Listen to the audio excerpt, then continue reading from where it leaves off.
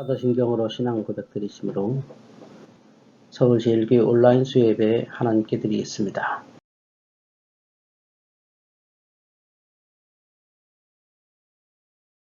나는 전능하신 아버지 하나님 천지의 창조주를 믿습니다. 나는 그의 유일하신 아들 우리 주 예수 그리스도를 믿습니다. 그는 성령으로 잉태되어 동정녀 마리에게서 나시고 본디오 빌라도에게 고난을 받아 십자가에 못 박혀 죽으시고 장사된 지 사흘 만에 죽은 자 가운데서 다시 살아나셨으며 하늘에 오르시어 전능하신 아버지 하나님 우편에 앉아 계시다가 거기로부터 살아있는 자와 죽은 자를 심판하러 오십니다. 나는 성령을 믿으며 거룩한 공교회와 성도의 교제와 죄를 용서받는 것과 몸의 부활과 영생을 믿습니다. 아멘.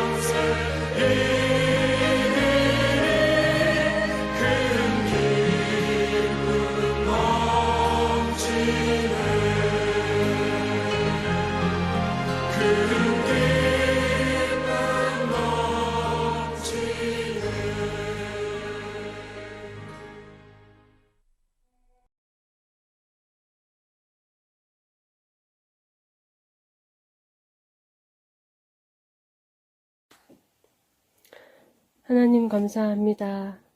올해는 힘들었던 작년 한 해를 위로하듯 소복한 눈도 내려주시고 찬겨울도 주심을 감사합니다. 미세먼지의 눈이 흐려질 때쯤 북쪽 찬바람에 뿌였던 하늘에 별림도 깔아주심을 감사합니다.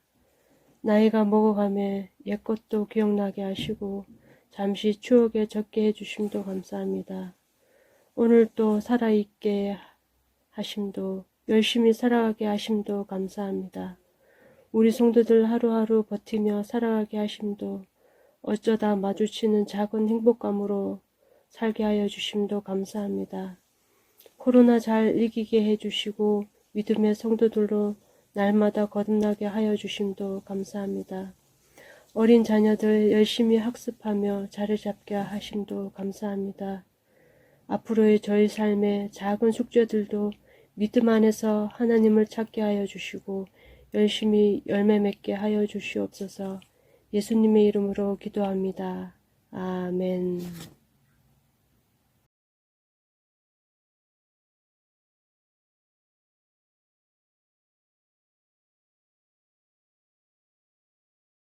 그러므로 너희는 가서 모든 민족을 제자로 삼아 아버지와 아들과 성령의 이름으로 세례를 베풀고 내가 너희에게 분부한 모든 것을 가르쳐 지키게 하라.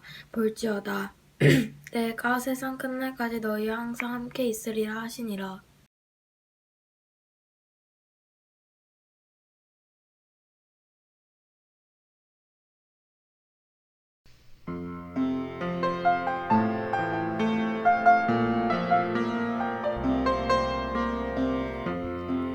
주님 당신은 내 삶 구석구석까지 감찰하시며 나를 응원하시는 분 내 길을 밝혀서 영원한 생명의 길로 인도하시며 나를 격려하시는 분 주님 당신은 내 삶 구석구석까지 감찰하시며 나를 응원하시는 분 내 길을 밝혀서 영원한 생명의 길로 인도하시며 나를 격려하시는 분 그곳 작은 갈등을 겪곤 하지만 항상 결국 당신을 선택합니다. 나의 유일한 고백의 대상은 오직 아름다운 당신뿐입니다.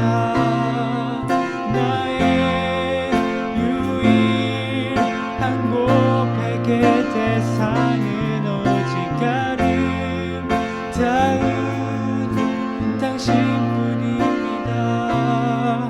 나의 예배를 받으소서 홀로 영광을 받으소서 주여 나의 주여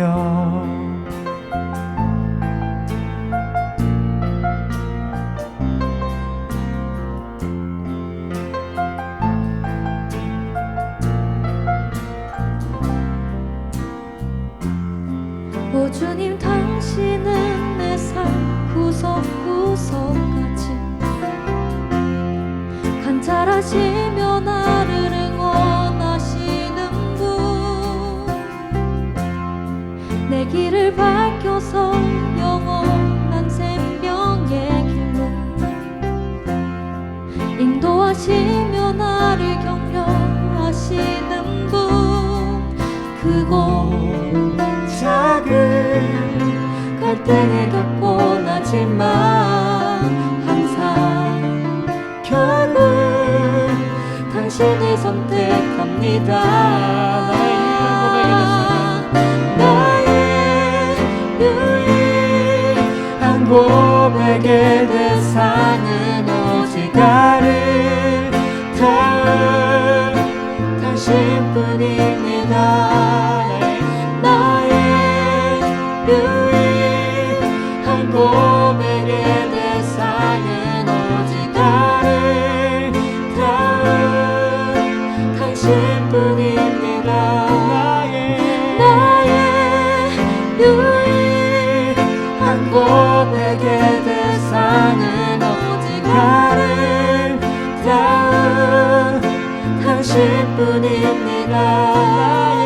나의 유일한 고백의 대상은 오직 아름다운 당신뿐입니다. 나의 예배를 받으소서 홀로 영광을 받으소서 주여 나의 주여.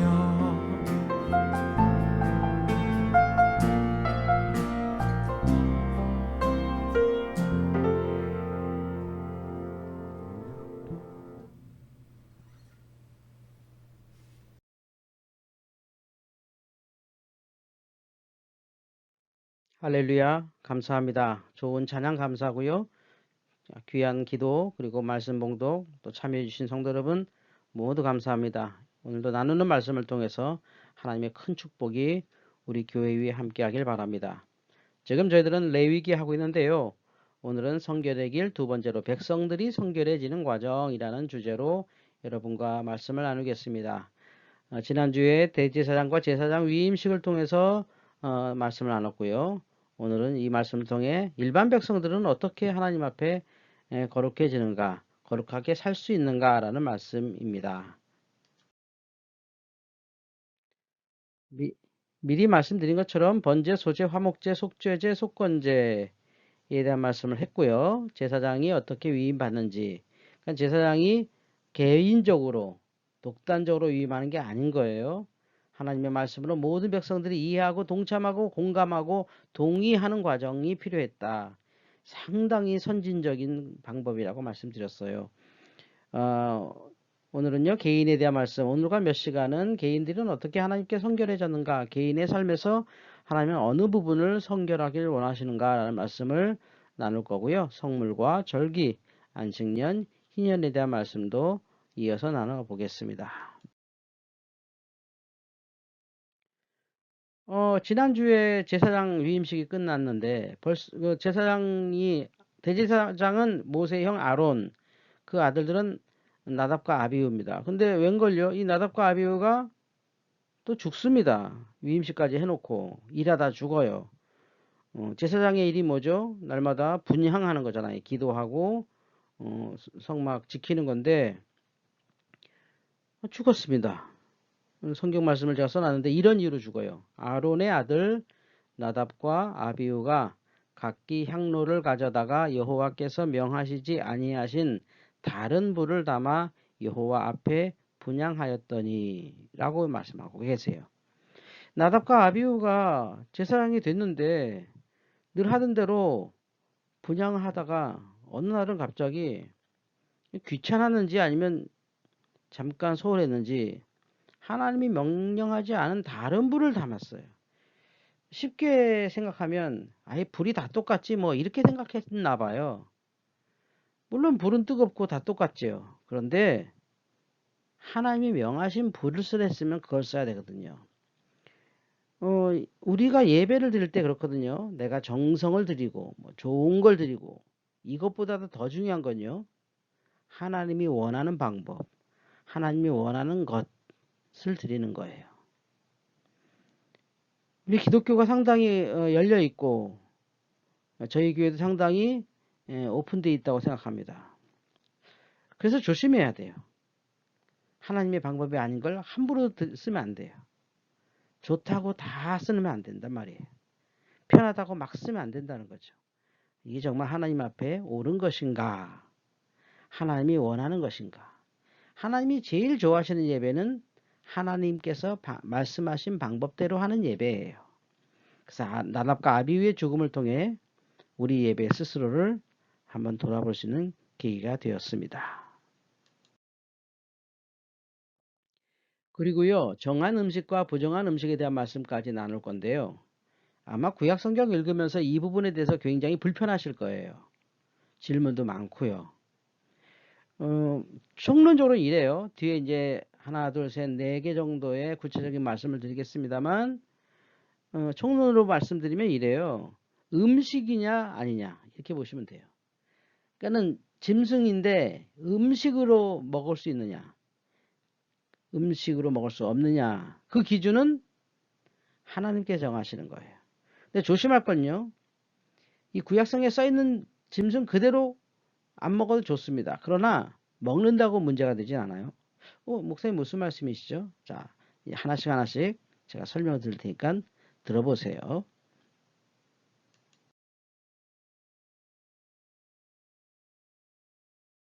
먼저 짐승에 대한 말씀이요. 포유류죠, 주로. 땅에서 걸어다니는 정한 짐승, 먹을 수 있는 건요. 굽이 갈라지고 되새김질하는 동물입니다. 대표적으로 소나 양이나 염소가 있습니다. 근데 먹을 수 없는 동물도 있습니다. 음식으로 쓰면 안 되는 동물. 굽이 갈라졌지만 되새김질하지 못하는 돼지. 아이고 큰일 났네요. 우리나라 돼지고기 좋아하는데 저도 뭐 삼겹살 정말 좋아하거든요. 그리고 되새김질은 하지만 굽은 갈라지지 않았어요. 낙타, 토끼 뭐 이런 짐승들. 뒤에 결론을 말씀드리겠습니다만 걱정하지 마실게요. 이 말씀은 하나님께서 이 말씀을 통해 이스라엘 백성들을 거룩하게 사는 훈련을 하는 말씀이에요. 그리고 이것은 각각의 짐승에 일일이 대응하라는 게 아니라 이스라엘 백성들에게 음식을 먹을 때 하나님의 뜻을 생각하는 훈련을 시키는 거예요. 물론 현대 의학자들도 그러더라고요. 레위기에 있는 말씀대로 먹으면 건강해질 거라고. 예, 그것도 맞겠지만 우리 신약 성경을 보면 예수님께서 하나님이 거룩하게 한 것을 인간이 부정하지 못하게 하셨고요. 또 베드로가 사도행전에 보면 나는 이런 거 안 먹습니다 할 때 하나님께서 이미 깨끗해졌는데 왜 네가 이런 걸 거절하냐 해서 초대교회에서는 이런 걸 다 먹었던 것 같아요. 게다가요 사도 바울은요 먹어도 된다고 생각하는 음식을 안 먹은 적도 있어요. 왜냐하면 남들이 오해할까봐. 와 저것들은 저런 것도 먹냐 할까봐 평생 안 먹겠다고까지 했어요. 그러니까 결국 하나님과 이웃과 사람을 어떻게 사랑하느냐, 하나님 앞에 어떻게 거룩해지느냐가 중요한 거지요. 어류도 그런데요.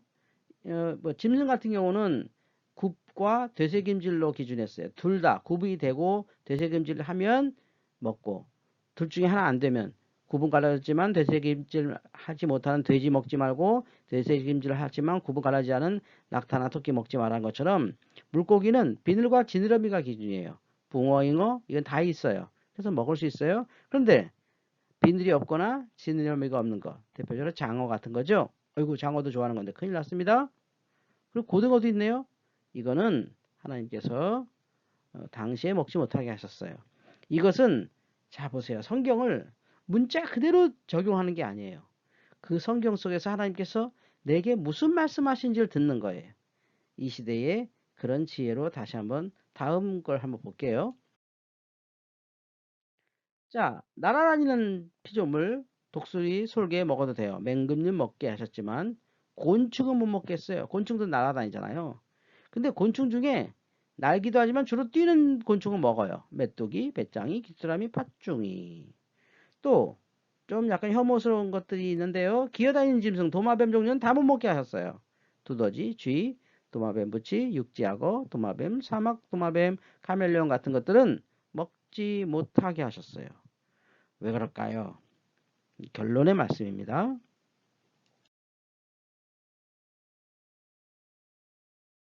자, 제가 아까 돼지고기 얘기했잖아요. 우리나라 사람들 돼지고기 좋아하는데 그러면 예수 믿으면 돼지고기 먹으면 안 됩니까? 아니라고요.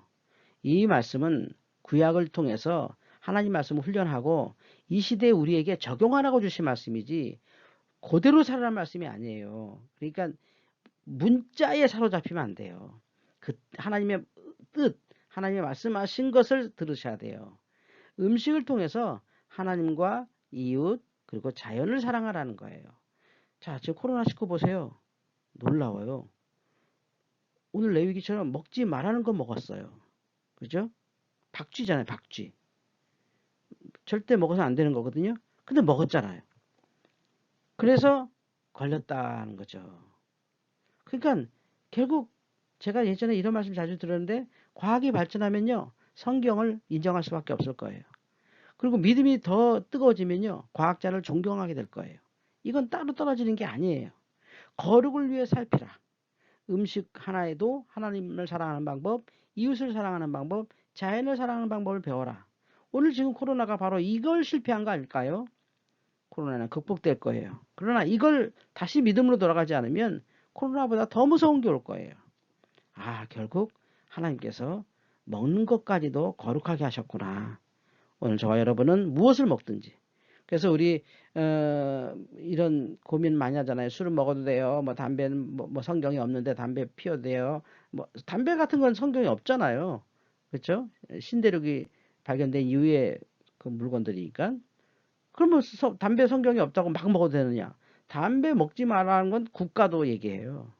이게 결국 하나님의 뜻이 뭐냐를 우리가 성경 안에서 찾아가는 것이지 문자 그대로 적용하면 이건 극단주의가 되는 거예요. 그래서 오늘 음식을 통해서 하나님을 사랑하는 방법, 이웃을 사랑하는 방법, 자연을 사랑하는 방법을 배워라 라는 말씀으로 생각하시면 될 것 같습니다. 오늘 이 말씀을 깊이 묵상하시면서 이웃을 사랑하는 법, 하나님을 사랑하는 법, 그리고 자연을 사랑하는 법을 배우며 코로나19도 이겨내고 우리 삶에서 거룩히 선한 능력으로 세상을 이기기를 주의 이름으로 축원합니다. 아멘. 이제 주님께서 가르쳐 주신 주기도문으로 예배를 마치겠습니다. 하늘에 계신 우리 아버지, 아버지의 이름을 거룩하게 하시며 아버지의 나라가 오게 하시며 아버지의 뜻이 하늘에서와 같이 땅에서도 이루어지게 하소서. 오늘 우리에게 일용할 양식을 주시고 우리가 우리에게 잘못한 사람을 용서하여 준 것 같이 우리 죄를 용서하여 주시고 우리를 시험에 빠지지 않게 하시고 악에서 구하소서. 나라와 권능과 영광이 영원히 아버지의 것입니다. 아멘.